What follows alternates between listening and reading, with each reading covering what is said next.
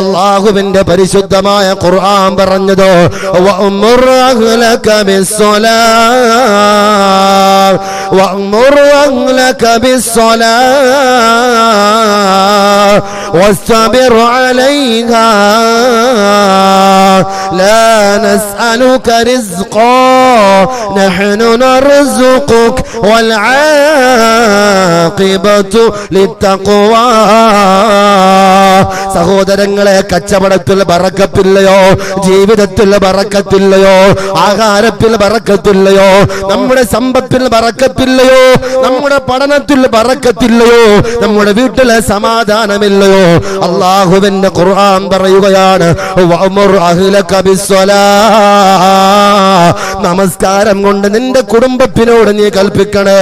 നീ മാത്രം ഹാജിയാരായാ പോരാ, നീ മാത്രം നമസ്കാരം പഴമ്പവെച്ചുകൊണ്ട് നടന്നാൽ പോരാ.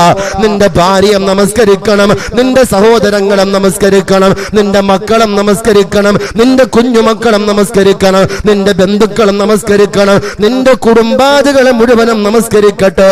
അങ്ങനെ നമസ്കരിച്ചു കഴിഞ്ഞാൽ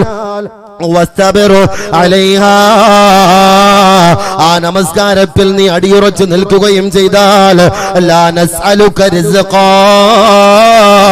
അല്ലാഹുവിന്റെ ഖുർആൻ തന്നെ പറയുകയാണ്, പടച്ചവനായ തമ്പുരാൻ നമ്മുടെ ഓരോരുത്തരോടും അല്ലാഹു പറയുകയാണ്, നിങ്ങളോട് ഞാൻ റിസ്ഖ് ചോദിക്കുന്നില്ല. ഈ നമസ്കാരം കൊണ്ട് ഞാൻ ഒരു ആനുകൂല്യവും നിങ്ങളിൽ നിന്ന് ഞാൻ പ്രതീക്ഷിക്കുന്നില്ല. പക്ഷേ നിങ്ങൾ നമസ്കരിച്ചാൽ, നിങ്ങളുടെ കുടുംബം നമസ്കാരമുള്ളവരായാൽ, നിങ്ങളുടെ കുടുംബത്തിലുള്ള ഓരോ കുഞ്ഞു മക്കളെ സഹിതം നമസ്കാരം നിലനിർത്തുന്നവരായാൽ നഹ്നു നർസുഖുക. അതേ, നിങ്ങൾക്ക് ഞാൻ വിചാരിക്കാത്ത ഭാഗത്തുകൂടി, നിങ്ങൾക്ക് ഞാൻ വിചാരിക്കാത്ത ഭാഗത്തുകൂടി ആഹാരം എത്തിച്ചു തരുമെന്നോ? ഇത് പടച്ചവനായ തമ്പുരാന്റെ വാക്കാണ്, അല്ലാഹുവിന്റെ കരാറാണ്, അല്ലാഹുവിന്റെ വാഗ്ദാനമാണ്.